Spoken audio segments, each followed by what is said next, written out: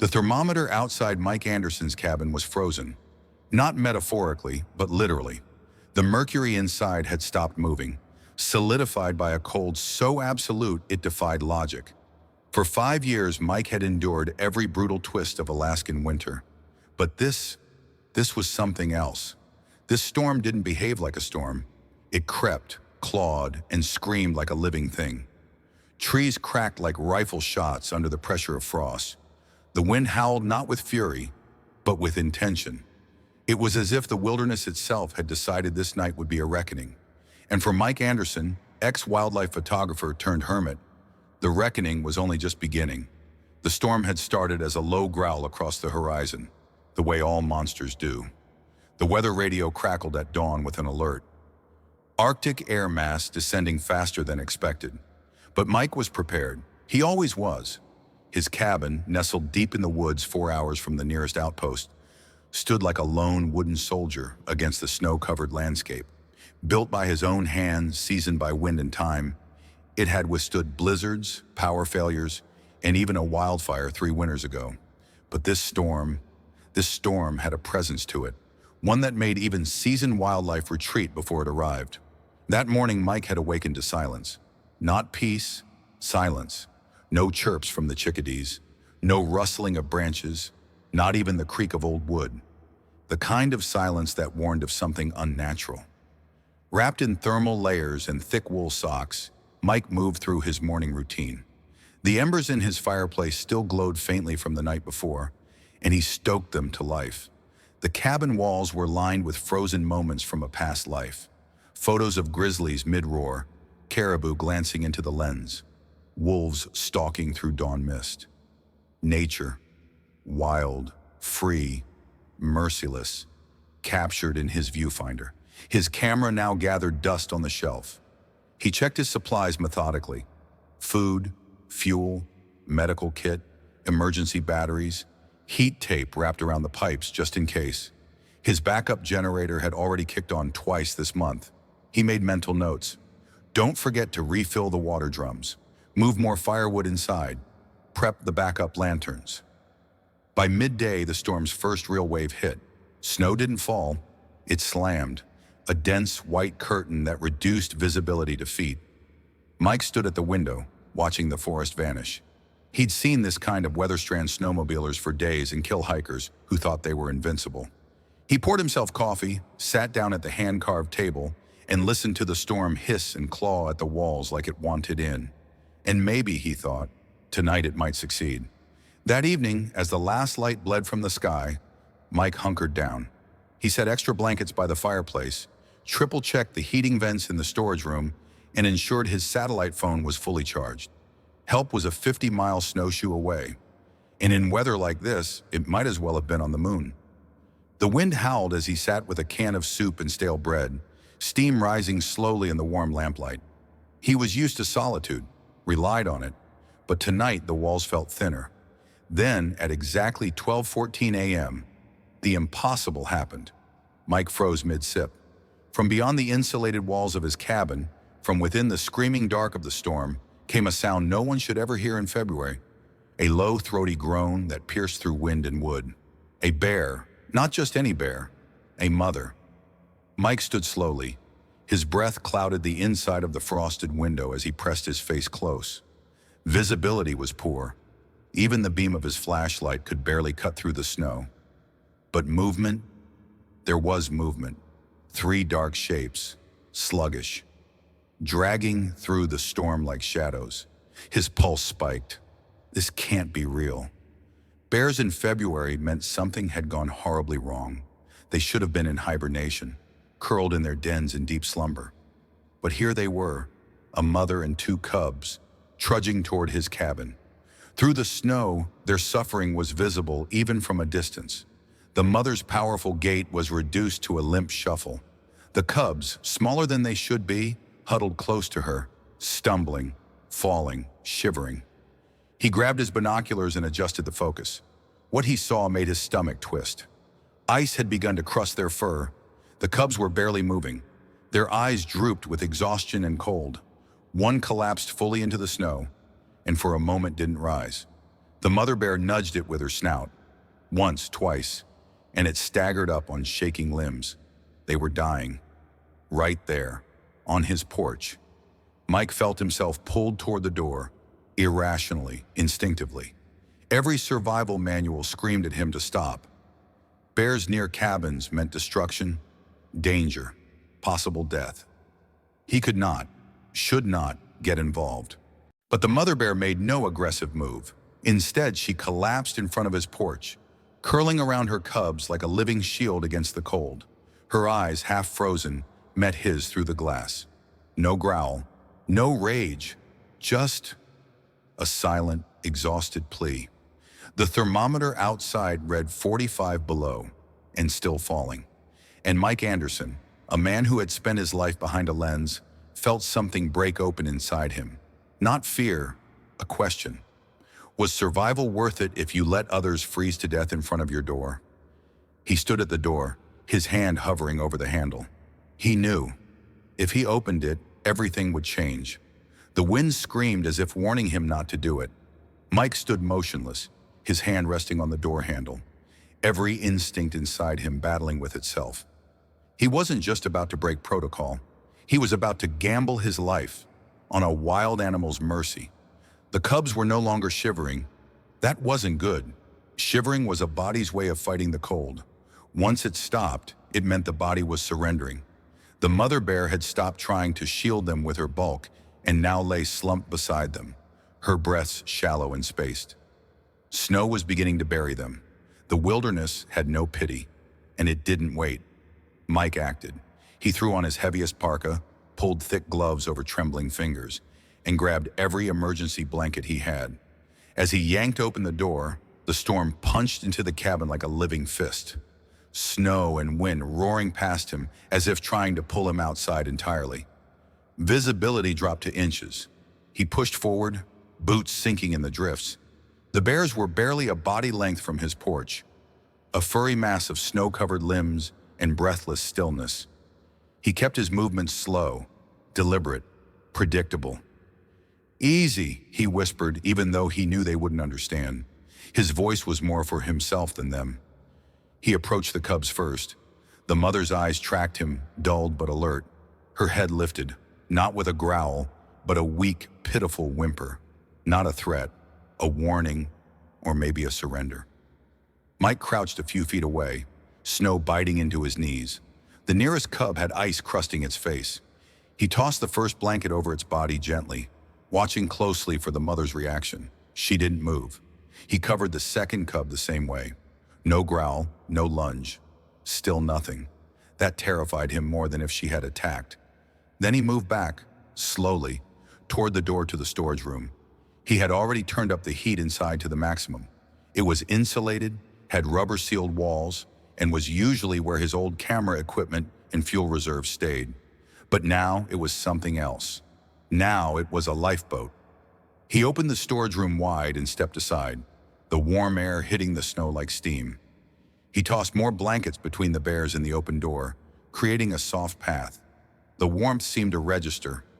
The mother bear shifted, sniffed, her huge head turning toward the door. Mike didn't speak. He waited. She rose, slowly, shakily, her legs trembling beneath her weight. Her whole body screamed exhaustion. And then, with surprising gentleness, she did something that made Mike forget to breathe. She gripped the corner of the blanket around the first cub in her mouth and began to drag it.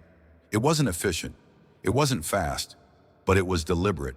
She was choosing, understanding, trusting. She made it 3 feet, then stopped, breathing hard. Mike didn't move.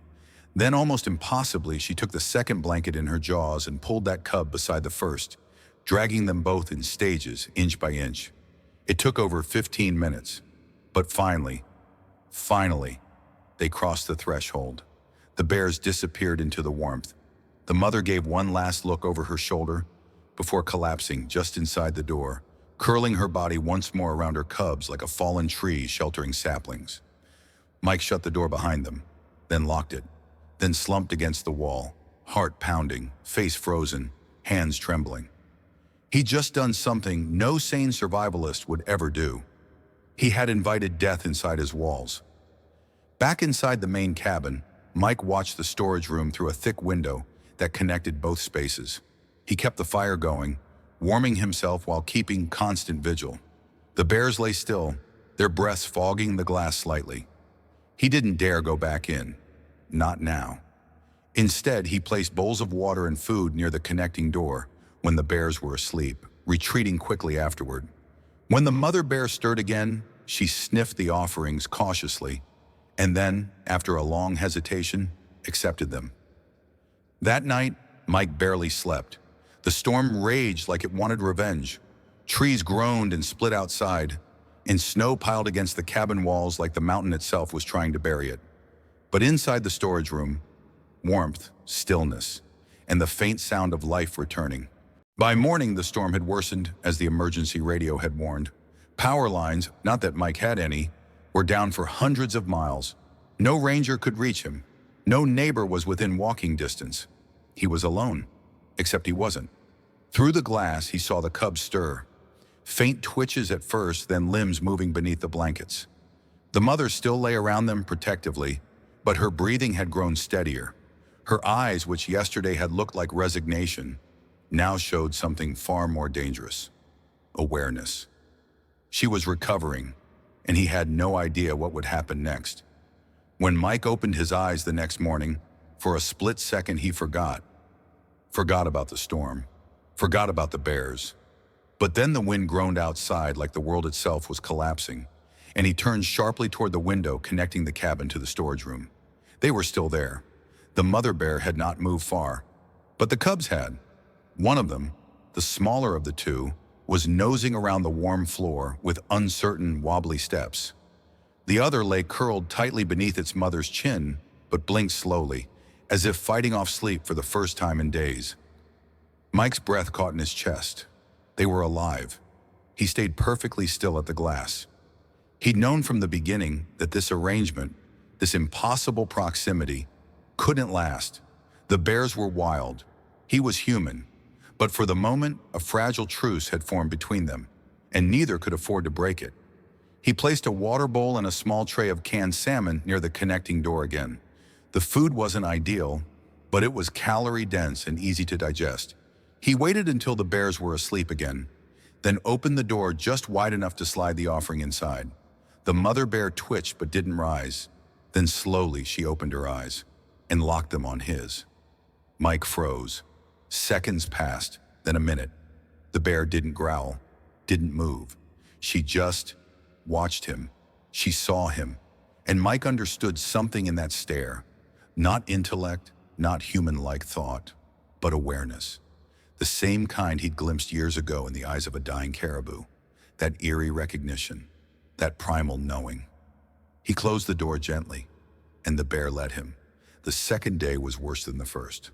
Outside, the wind now howled nonstop. One of the solar panels had snapped off the roof with a sickening crunch. Mike didn't bother trying to recover it, not in this. He spent the day running the generator in short bursts to conserve fuel and power the heating units. Firewood burned faster in the cold. He wrapped blankets around the main room's interior walls to trap what heat he could. And still, the temperature kept falling. The radio crackled just before dusk. Another front was moving in. Storm conditions would persist for at least 36 more hours. Mike looked over at the glass. One of the cubs was now climbing awkwardly on its mother's back. It fell off and thudded onto the floor, then squeaked, a high-pitched noise that made Mike's heart clench, before rolling over and trying again. The mother shifted, not to snap, not to correct, but to help. She was getting stronger, and that meant time was running out. That night, Mike stayed up writing in one of the old journals he kept tucked behind a cabinet. He hadn't used them in years, but something about the moment, the impossible, unthinkable nature of it, demanded documentation. February 17th. The mother bear dragged both cubs into the storage room on her own. I watched it happen, and I still barely believe it. She chose life. I don't know how much longer I can shelter them. If she recovers fully and sees me as a threat, she could rip through both rooms in seconds. But there's something different in her. I know I'm not imagining it. I don't think she wants to fight me. I just hope I'm right. As the hours passed, Mike checked on them constantly. He noticed something else now. A change in the mother's breathing. Less labored, more alert. When one of the cubs made a soft chuffing sound, she responded with a low rumble, reassuring and protective. He didn't understand bear vocalizations the way he once studied wolf communication, but the intent was obvious. They were bonding again, coming back to life. On the morning of the third day, the storm reached its peak. Snow had piled up against the cabin windows so thickly that light barely filtered through. The entire world beyond his porch had vanished, swallowed by white. The cubs were now walking freely in the storage room, wrestling with each other in slow motion, slipping and bumping into gear Mike had pushed against the walls. The mother bear had begun to rise more often, stretch, test her limbs. Mike knew what that meant. She was preparing to leave. At one point, as he returned from the fireplace with another log, he saw her standing directly in front of the connecting window. Her body filled the frame, and her eyes, there was no longer desperation in them. No pain, no pleading, just focus. She was planning her next move, and it would come soon. On the fourth morning, silence returned, but this time, it wasn't the deadly kind. The storm had passed. Mike stepped onto his porch and stared at the transformed world. The sun had broken through the clouds for the first time in days, glinting off a pristine, glittering layer of fresh snow. Ice crusted the trees like glass armor. The wind had died, leaving behind only a breathtaking stillness. He could hear birds again. Somewhere in the trees, a chickadee chirped, cautious but alive. A pair of ravens circled above the clearing. Life was returning. Inside the cabin, Mike poured hot water over a tea bag and leaned against the counter, exhaustion etched into every line on his face. He hadn't slept more than 3 hours since the storm began. Every muscle ached, but something had kept him going. Something more than duty or fear or even compassion. A need, a compulsion to not let them die. And now they had survived. Through the interior window, he could see the bears beginning to stir in earnest. The cubs were no longer just moving. They were playing, climbing clumsily over each other, batting at loose gear with harmless curiosity. The mother stood behind them, upright and powerful again, her eyes locked on Mike's. But this time, it was different. There was no tension in her frame, no warning growl, just calm. She moved toward the storage room's outer door and sniffed at the seam. The wind had carried new scents inside, fresh pine, open sky, melting ice, and with it, something primal shifted in her posture. She wanted out. Mike felt a twist in his gut. The rational part of his mind welcomed this moment. It was time. Wild animals should not stay near humans for long. He had done what he had to do, kept them alive, but now they needed to return to their world. Still, letting them go felt like watching something sacred walk away. He opened the exterior storage door slowly. The morning air swept in, crisp and clean, filled with light. The mother bear raised her nose, tasting it. Then she looked down at her cubs, who had paused in their game and were now blinking at the open door. Freedom. Instinct stirred in all three of them like a muscle long unused. Mike stepped back, giving space. The bears did not bolt. The mother moved first. She approached the threshold, massive shoulders brushing the doorframe. She paused for a long moment, then glanced back. The cubs followed, bounding through the snow, slipping and tumbling with youthful glee. At the edge of the trees, the mother stopped. Her silhouette cut sharply against the blinding white landscape.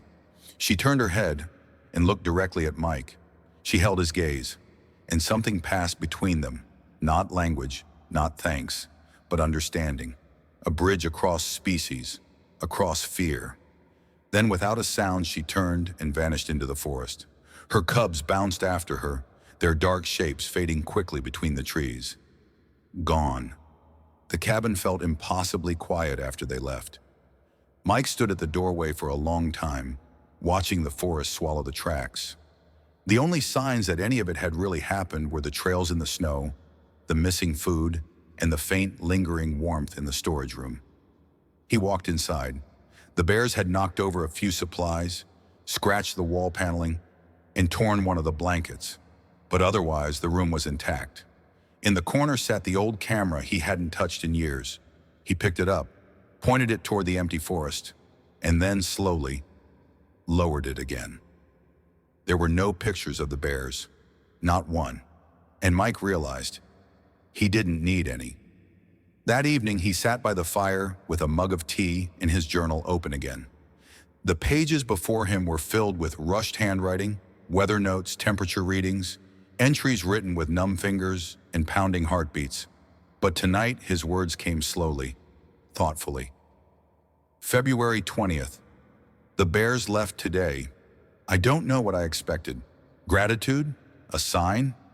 I didn't get either, at least not in any human way. But I did get to see something that I will carry with me for the rest of my life. I saw a creature that should have died. Two, actually. And I saw a mother do the impossible. Trust a man to help her save her young. The rules say you're not supposed to interfere. That nature knows what it's doing. That wild is wild and should be left that way. Maybe those rules are right most of the time, but not this time. This time we both broke the rules, and it saved us. He closed the journal and stared into the fire. Somewhere out there, beneath the endless sky and frozen pines, a mother bear and her cubs were alive. And that was enough.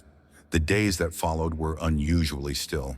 Mike Anderson's cabin, once rattled by violent winds and filled with the fragile tension of an unthinkable decision, now felt like a cathedral of silence. But it wasn't empty, not really. Something had shifted in the air, something that couldn't be measured in temperature or distance. A memory lived here now. The bears were gone, but their presence lingered. Mike spent the next morning repairing the damage. Minor scratches on the floor, displaced tools, a shredded tarp he hadn't realized one of the cubs had been using as a chew toy. Nothing serious. In fact, considering he had hosted a 500-pound grizzly and her two cubs in a room barely bigger than a pantry, the place looked almost untouched. He laughed once. A short, almost disbelieving sound. He never thought he'd live through something like this. Then again, he hadn't expected the storm either. Outdoors, he shoveled a path through the deep snow toward the woodpile, each step crunching through ice-crusted drifts. The air had warmed considerably. Bright sunlight reflected off the snow in a blinding blaze. If someone had flown overhead in a bush plane, the cabin would have looked postcard perfect. But to Mike, every track left in the clearing was loaded with meaning. The bears' prints had begun to fade. Soon the snow would cover even those. That evening, Mike stood at the edge of the tree line, staring into the forest. He'd seen them only once since they left. It was the day after their departure. Just as dusk settled in, he'd caught sight of movement between the pines. Three figures, dark against the snow, pausing for a moment on a small ridge. The mother bear had turned her head. From that distance, he couldn't be sure. But in his bones, he knew she saw him. Then they moved on, back into the wilderness, back where they belonged. Mike returned to his routine, or tried to. He filled the generator, chopped firewood, updated his weather logs, but something had changed inside him. He found himself walking the perimeter of his property more often, scanning the woods without meaning to. He'd sit on the porch at night, staring at the stars longer than usual, listening. One morning he walked to the far edge of his territory, where a shallow ravine cut through the earth like a scar. It was a known migration trail, mostly moose, sometimes wolves. But that day he saw something different. Bear prints, small ones. 2 sets, cub-sized. They were fresh. The prints stopped at the stream's edge, circled once, then vanished into the deeper woods. Mike crouched down beside them, gloved fingers brushing the edge of the indentations in the snow. The sun had barely begun to soften their outlines. They had passed recently. They're still nearby, he thought. She hasn't gone far. That night, he pulled out his old camera again, not to photograph, but to look. Inside the case were memory cards from years ago, back when he was still publishing in National Geographic, when his name was known among wildlife photographers. Back before the silence, before he'd traded airports for solitude. He clicked through the old images, bears in spring rivers, salmon leaping, a mother bear nuzzling her cub on a moss-covered boulder, another charging across a field, eyes full of primal fire. He remembered those moments clearly, the tension of getting the shot, the thrill of capturing something untamed. But they felt distant now, almost hollow, because back then, he'd been an observer, a ghost in the trees. Now he had been something else. He'd been part of the story. Late that night, a noise woke him. Not wind, a thump, software. Then another. Mike grabbed his flashlight and moved cautiously toward the front of the cabin. Outside, the moon hung low and yellow over the trees. The snow shimmered like a frozen sea. And at the edge of the clearing, where the forest began to swallow the light, something moved. 3 shapes. The breath caught in his throat. It was them. The mother bear stood tall, watching him. Her fur was darker now, damp from melting snow. The cubs, larger than before, flanked her sides. Mike stepped forward slowly. No camera, no words. They didn't come closer. They didn't need to. They had returned, not out of need, but by choice. A silent acknowledgement. He didn't wave, didn't speak. He simply stood, open and unafraid, as the mother bear met his eyes for the last time. Then, as quietly as they'd arrived, they turned and disappeared into the trees. This time, for good. In the weeks that followed, Mike felt something return to him. A quiet peace, not the numb solitude he'd grown used to, but a kind of meaning. Like the wilderness had spoken to him, and for once he had understood. His father's voice echoed again. Nature doesn't forgive carelessness, son. But maybe, just maybe, it could forgive compassion. Spring came late that year. The deep Alaskan snowmelt was slow and reluctant, as if the land itself hadn't quite recovered from the storm that had nearly killed everything in its path. The trees bore new buds, but their limbs still bore the scars of ice. Rivers swelled with runoff and crashed against their banks with restless force. But Mike Anderson noticed every detail, because he was alive, and so were they. He hadn't seen the bears since that moonlit night in March. No fresh tracks, no signs near the ravine, no claw marks on trees, just silence. But it wasn't the kind of silence that haunted him anymore. Now it comforted him, because he knew that somewhere beyond the reach of his cabin, a mother bear and her 2 cubs were doing what they were meant to do, living free, surviving. He'd debated telling someone, writing a story, contacting the ranger station with a report of the event. He didn't. It wasn't a secret exactly. It was just sacred. People might have praised him. Others might have called him reckless. Some would have demanded proof, photos, evidence. But that wasn't what this had been about. He hadn't helped the bears for a headline. He hadn't opened that door for attention. He had done it because he couldn't not do it, and the reward had been in the doing. That summer, Mike cleared out the storage room and turned it into a new workspace. The room where 3 wild animals had huddled, frozen and near death, now bore new insulation, fresh paint, and a simple wooden table in the center. He placed his old camera on the table, not to use it, but to remember who he used to be and who he had become. Visitors were rare this far out, but one day in early July, a young wildlife biologist named Kelly Maddox arrived by snowmobile. She'd been sent from the regional ranger station to do a wellness check after the brutal storm. Apparently, a satellite ping from his radio had triggered concern weeks earlier, but weather delays had pushed her trip until now. Mike invited her in. They drank coffee on the porch. She asked if he'd seen any unusual wildlife activity after the storm. Bears out of hibernation, cubs too young, disturbances. He paused, then shook his head. No, he said softly, but I've been keeping my eyes open. She nodded, satisfied, and made a few notes in her field log. Before she left, she gestured to one of the framed photographs on his wall, an old black and white of a massive brown bear standing in a rushing river. Mouth open mid-leap, salmon frozen in midair. Yours? Yeah, long time ago. You ever go back to that? Wildlife photography?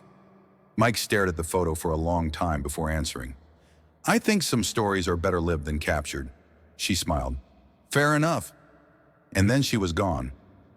On the anniversary of the storm, exactly 1 year to the night he had opened the door, Mike lit a single lantern and placed it in the snow outside the cabin. Not because he expected anything, but because memory is a kind of offering, and maybe, just maybe, the forest remembered too.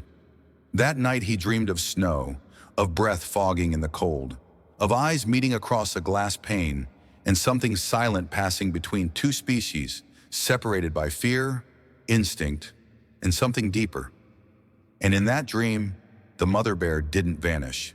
She lingered, watching him, unafraid. The years went on. Mike stayed in Alaska. The solitude no longer weighed on him. It belonged to him now. He wrote more in his journals, not just weather patterns and animal sightings, but reflections, thoughts on humanity, on the fragility of rules, on the strength it takes to break them. He never told the full story to anyone, but sometimes he would be out walking near the edge of the forest and he'd see claw marks high up on a tree, fresh, deliberate, almost like a sign. Other times he found paw prints at the edge of the stream. They could have belonged to any bear, but in his heart, he always wondered. And then one morning, 5 springs after that terrible storm, he spotted them. 3 bears, far off, across a clearing. A mother and 2 young adults now, nearly grown. Their coats glossy in the sun, their movements graceful, alert, alive. They didn't come close. They didn't need to. One of the younger bears turned its head for just a second, as if sensing something. A memory, a scent, a flicker of recognition from a time before memory truly formed. Then they vanished into the trees. Mike stood alone, wind brushing through his hair, heart so full he thought it might burst. Some encounters don't need words. Some stories don't need pictures. And some choices, the most dangerous ones, are the ones that define who we really are. In the end, Mike Anderson didn't survive the wilderness because he followed every rule. He survived because, when it mattered most, he broke them. Not out of carelessness, but out of compassion. And that made all the difference.